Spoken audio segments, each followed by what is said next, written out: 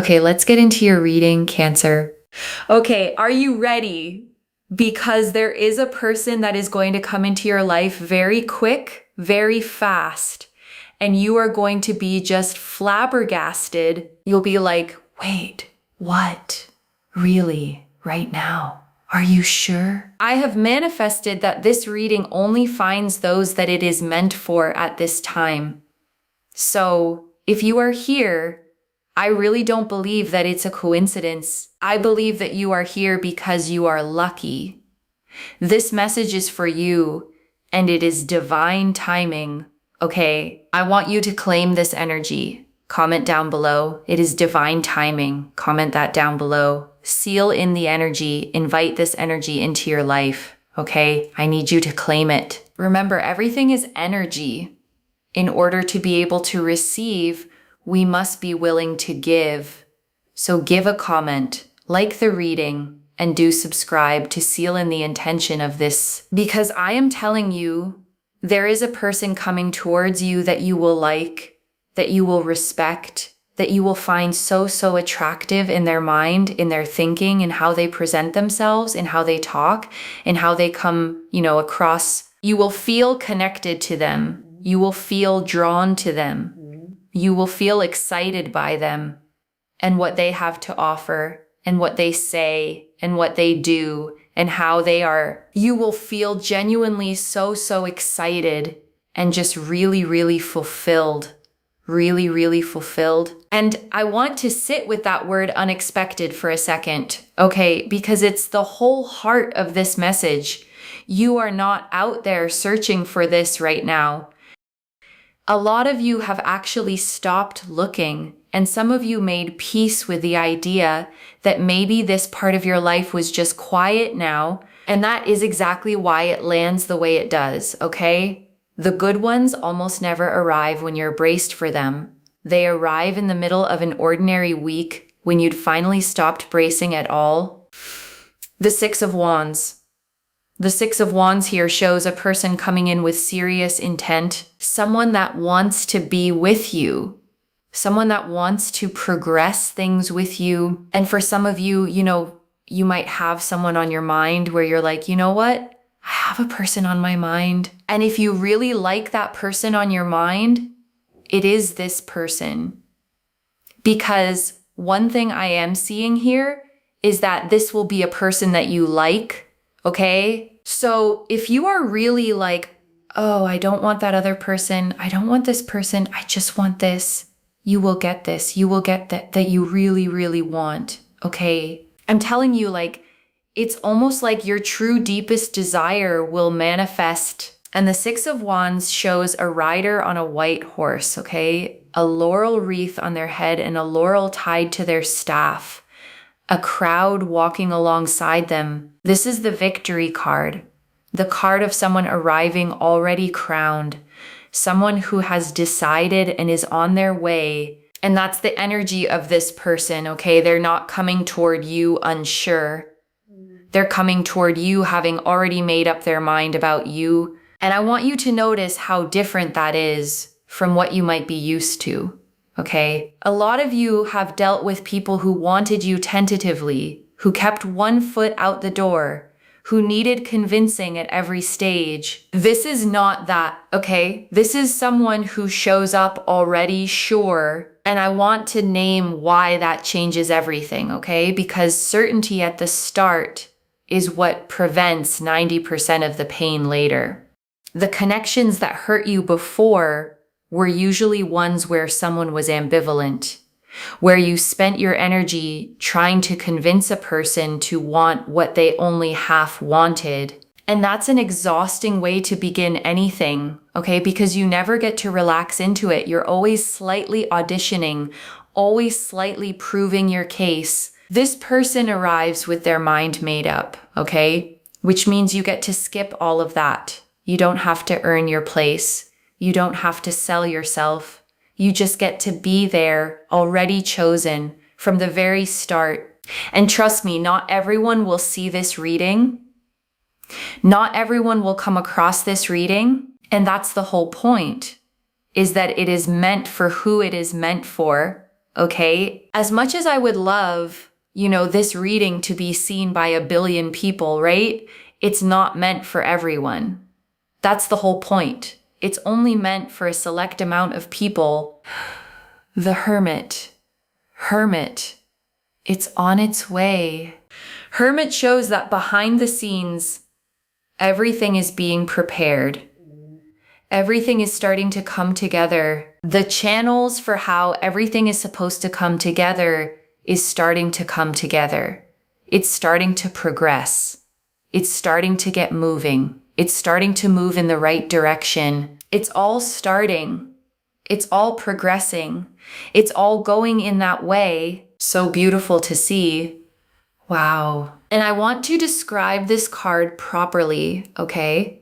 Because the Hermit stands alone on a mountain peak, holding a lantern up into the dark, a single star glowing inside it. And people see this card and think loneliness, and that has never been what it means. The Hermit is preparation, okay? It's the work that happens in private, out of sight, before anything becomes visible to anyone else. The lantern isn't there to light up a room. It's there to light one step at a time on a path that's already being walked. And that's what's happening right now, okay? Before you can see any of it, the timing, the circumstances, the way the two of you eventually cross paths, all of it is being arranged in the part of the story you don't get to watch yet. And I want to say something to the impatient part of you, okay? Because I know some of you are tired of hearing it's coming. You've been told it's coming before, and then nothing came.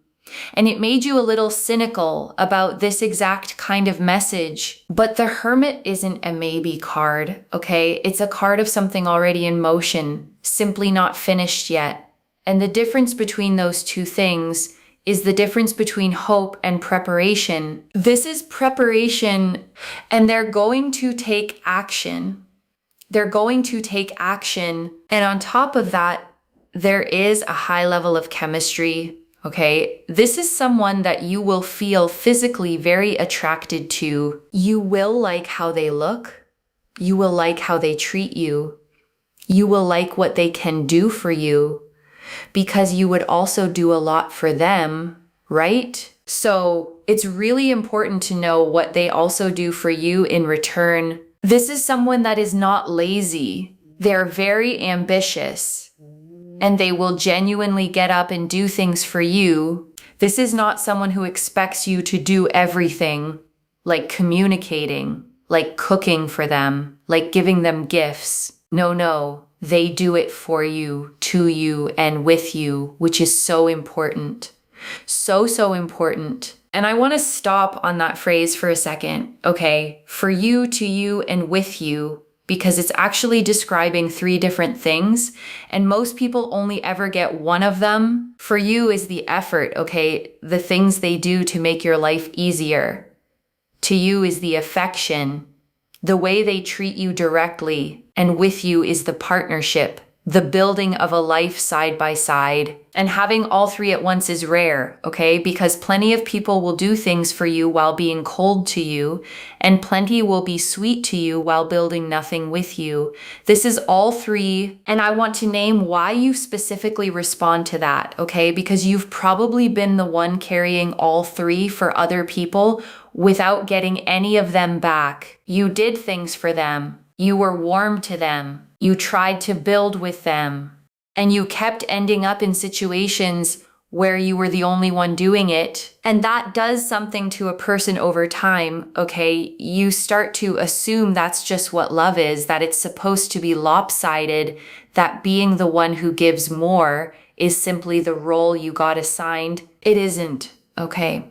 And this person is the proof. Because for the first time, the effort is going to be mutual, and mutual is going to feel almost strange to you at first, simply because you're not used to it. This is not someone that sort of abandons you. No one has time for that, okay?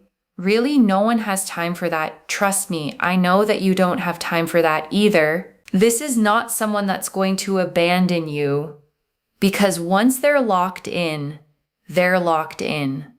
Once they're committed, they're committed. And I want to name why that word abandon is landing so hard for some of you, okay? Because it's not a random word to hear. It's the specific fear you've been carrying. And the reading knows it. The Five of Wands. Now, I do believe that you've been hurt in the past before. We have got here the Five of Wands. You've been left out. You felt abandoned.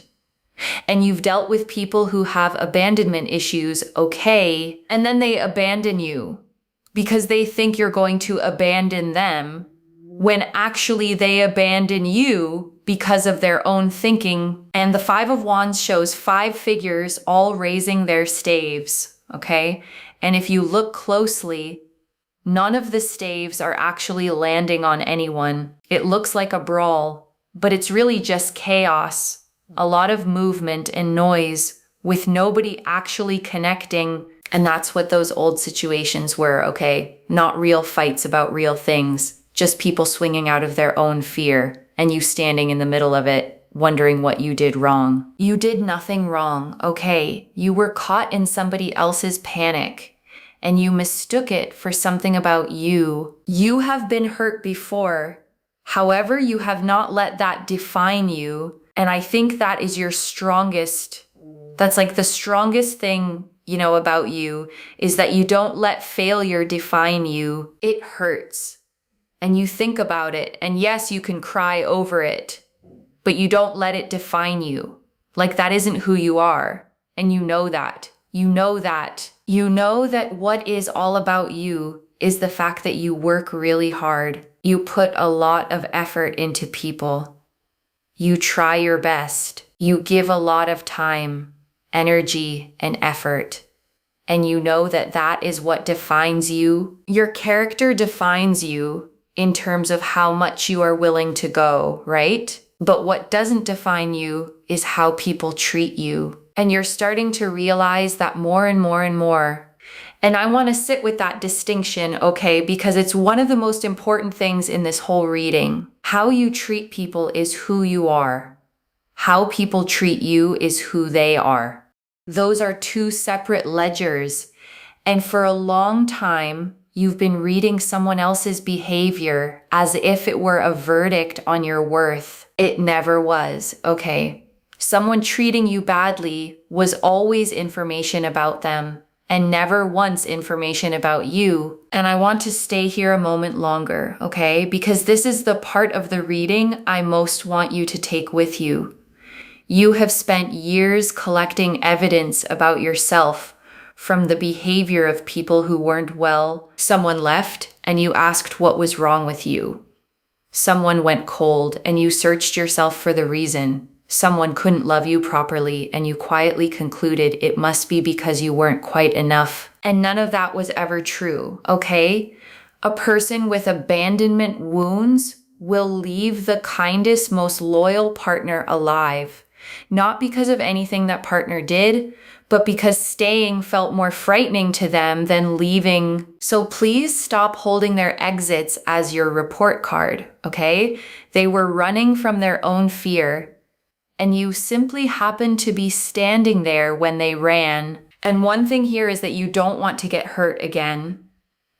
It is one of your fears, but at the same time, you're starting to realize, and I've said this before, the bird and the branch analogy, you are starting to become like the bird and the branch. Remember, birds, okay, have wings.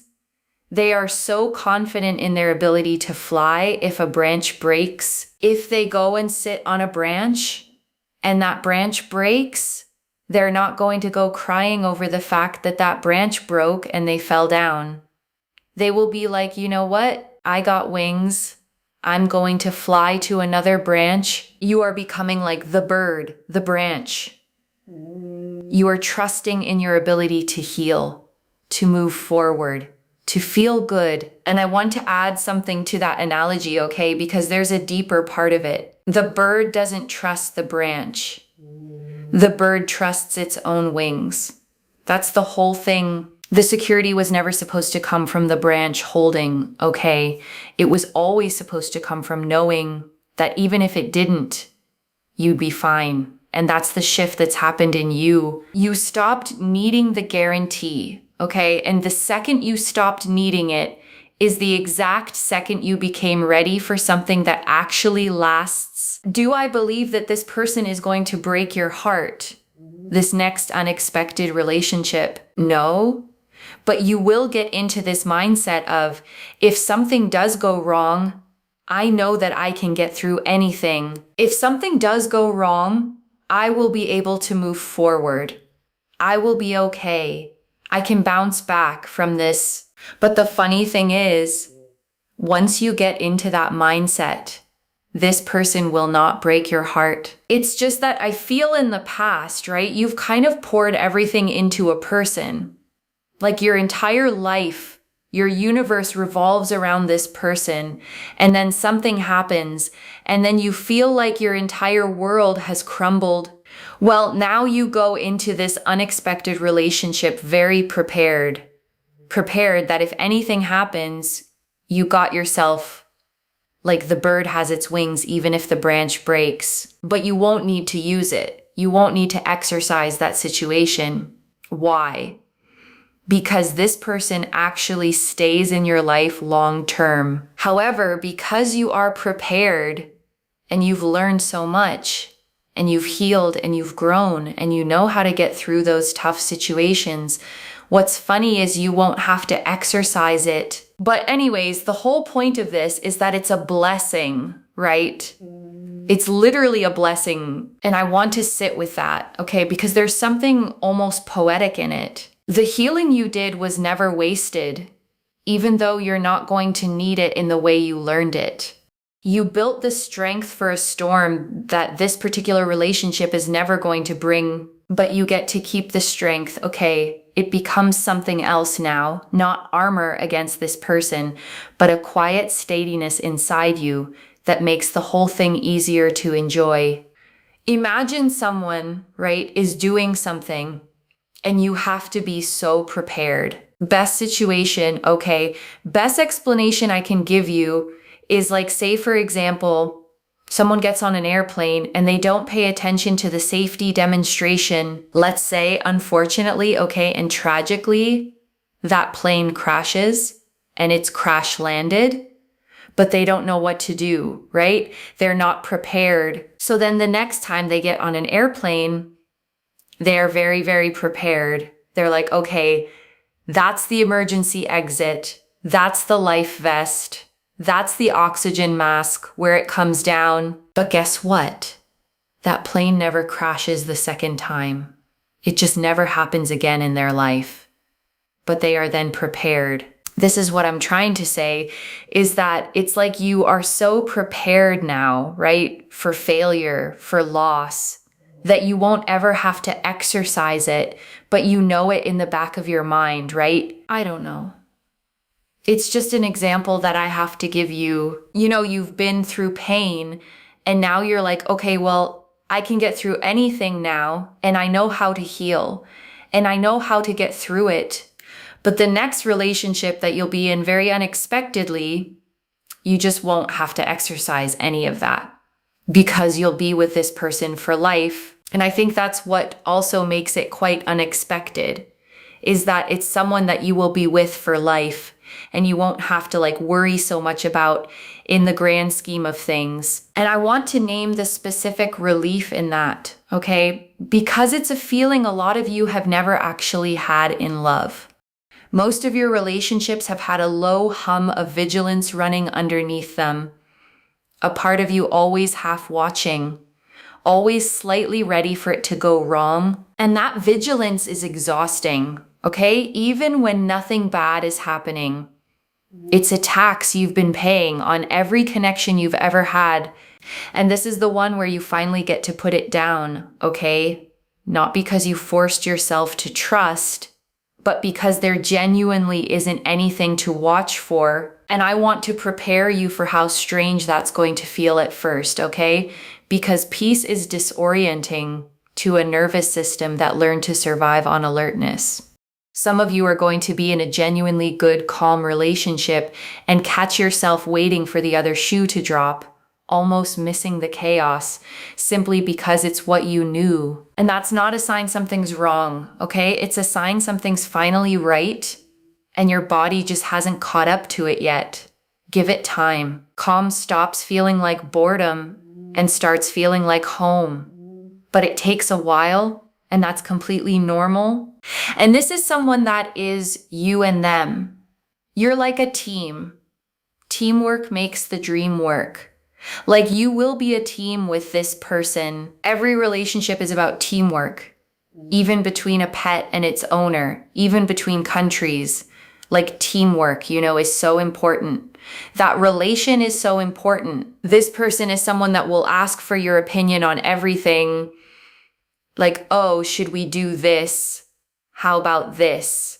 What about this day? What about that day? Or, should we get this fixed? This is someone that really takes your opinion into consideration. And I want to name why that's a bigger deal than it sounds, okay? Because being asked for your opinion is one of the quietest forms of respect there is. It means they see you as someone whose judgment adds something, not as someone to be managed around. And a lot of you have been in the other kind of arrangement, okay? Where decisions got made and then announced to you, where your input was a formality and not an actual influence on anything. This is not that, okay? This is a person who genuinely wants to know what you think before the thing is decided, because they're not building their life and letting you visit it. They're building it with you. If you say something like, oh my God, look at that bird outside, they will take so much interest at looking at that because it matters to them that you found something that is worth pointing out, okay? Not them ignoring you. And I want to stay on that small example, okay? Because it's actually the most telling thing in the entire reading. The bird outside the window doesn't matter, not really. But you mattering enough that your delight becomes their interest, that matters enormously. Because that's the difference between being loved and being tolerated, okay? Tolerance ignores the bird. Love looks where you're pointing, not because of the bird, but because you're the one who pointed. And I want you to hold that as your standard now, okay? Because you've had less than that before and told yourself it was enough. Someone who looks where you point every time. That's the floor now, not the ceiling. And also 5 of Wands again, trying to just get through the past, and trying to just shift those feelings of failure in the past to realize that your past does not define you, okay?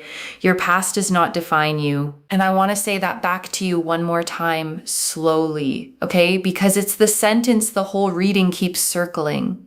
Your past does not define you. The people who left, the ones who swung out of their own fear, the version of love that felt like constant vigilance, none of that is a description of who you are or a prediction of what you get to have. It was a chapter, okay? And chapters end. Co-create. Wow, look at this. So we have here co-create, okay? If you want a family, you will have a family.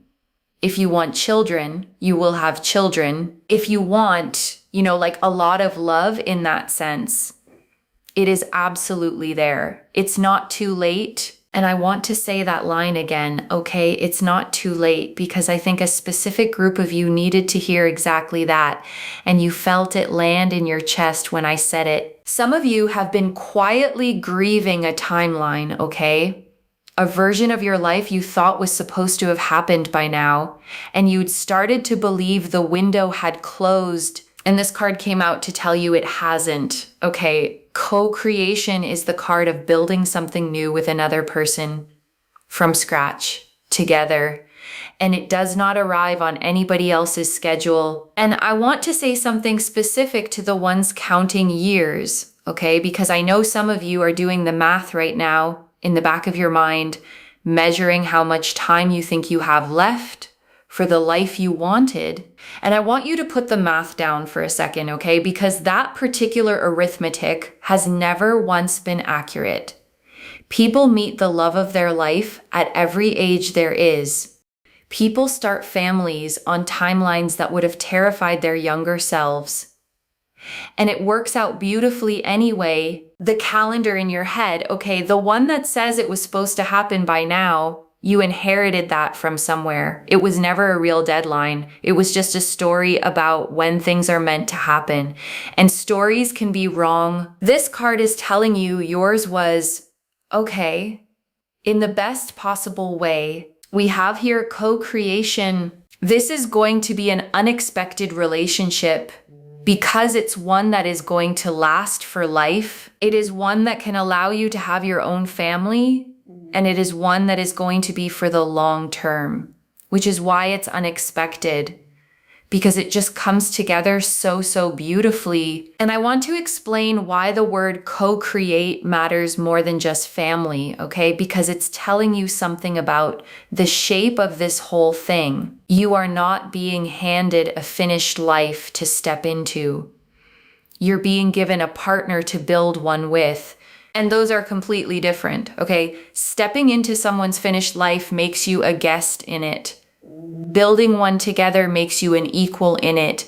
An equal is the only version that ever actually lasts. And I want to speak to the part of you that's a little scared of good news, okay? Because there's usually one in readings like this. Some of you have been disappointed enough times that hope itself now feels dangerous. Like letting yourself believe it is just setting up the next fall. And I understand that completely, okay? But I want you to notice something. The bird doesn't refuse to land on branches because one broke before. It still lands. It still rests. It simply carries the quiet knowledge that its wings work either way. That's the invitation here, okay? Not to protect yourself by expecting nothing, but to let yourself land fully, knowing you're safe now no matter what. And I want to prepare you for how this actually shows up, okay? Because the word unexpected keeps coming through, and I don't want you missing it while you wait for something dramatic. It's going to feel ordinary at first, okay? It might be someone you don't clock as significant right away, someone who arrives sideways into your life through a situation that has nothing to do with dating. And that's exactly why it works, okay? Because you won't have your guard up for it. You won't be performing. You'll just be yourself. And they'll fall for the real one instead of the version you show on purpose. And I want to name what your only actual job is here, okay? Because it's very small. Keep living your life. Keep saying yes to the ordinary things, the plans, the invitations, the rooms you almost don't bother going into, because unexpected things can only reach you if you're out where they can find you, okay? The Hermit is preparing the meeting, but you have to actually be in the world for the meeting to happen. And before the final message, I want to leave a few things to actually hold on to, okay? The first, your past does not define you, loves. And this reading said it 3 separate times because you needed to hear it more than once. The people who left were describing themselves, not you. The way you were treated was never a verdict on your worth, and you get to stop reading it as one. The second, you are the bird now, not the branch. Your security stopped depending on anything staying and started living in your own wings. And the beautiful irony is that becoming unbreakable is the exact thing that finally lets you have something that lasts. The third, it is not too late. Whatever timeline you'd quietly given up on, the family, the partnership, the ordinary shared life, the co-create card came out specifically to reopen it. You didn't miss it. It was taking the long way to you. And I want to answer one more thing, okay? Why this reached you now with this much specific detail? Because you'd started to make peace with the wrong thing, not peace with your life, which is healthy, but peace with the idea that the love part was maybe just done for you. And it isn't, okay, and you were meant to be told that, before you settled any deeper into believing it. I don't pull the Six of Wands, the Hermit, the Five of Wands, and a co-create card all agreeing this specifically by accident, and I wouldn't tell you it's on its way if the energy behind it wasn't this consistent. And I want to speak to the small doubting part of you for a second, okay? The one quietly thinking, but this kind of thing doesn't happen to me. That voice isn't wisdom, it's a scar, and scars are memory, not prophecy. Just for tonight, set it down. This is already clear, okay? The Six of Wands confirmed someone arriving with serious intent, already sure of you. The Hermit confirmed it's on its way, being prepared behind the scenes right now. The Five of Wands confirmed the old hurt, the abandonment, and confirmed it does not define you. And the co-create card confirmed a lifelong relationship, a family if you want one, and that it is genuinely not too late. So let me lay this all out one final time, okay, slowly, so it actually settles. There is a person coming into your life quickly, unexpectedly, someone you'll like, respect, and feel genuinely drawn to. They arrive already sure. They take action. They do things for you, to you, and with you, and they do not abandon. Because once they're in, you've been hurt before, but you've become the bird instead of the branch, and the strength you built is a blessing you'll get to keep and never have to use against this one. And it lasts, okay? A real lifelong co-created thing with a family in it, if that's what you want. One message. You became the bird that trusts its own wings.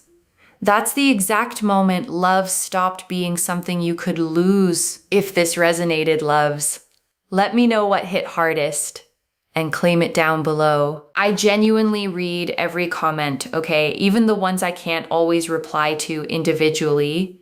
Your story becomes part of the reason this reading keeps finding the next person who needs it too, like this reading. And make sure that you're subscribed, and I'll see you in the next one. Wherever you're watching this from, okay, I want you to actually feel this settle in before you go. You spent a long time being the one who poured everything in, okay? The one who tried harder, who gave more, who kept believing in people, who kept swinging out of their own fear and calling it your fault. And it would have been so easy to become hard after all of that, okay? To decide love wasn't for you, to stop landing on branches altogether. You didn't do that, okay? You healed instead, which is so much harder and so much braver. And that's the exact reason the next one is different. Because you're not arriving to it broken and hoping, you're arriving to it whole, with wings you trust, finally ready to land somewhere that holds. Take care of yourself. Bye, loves.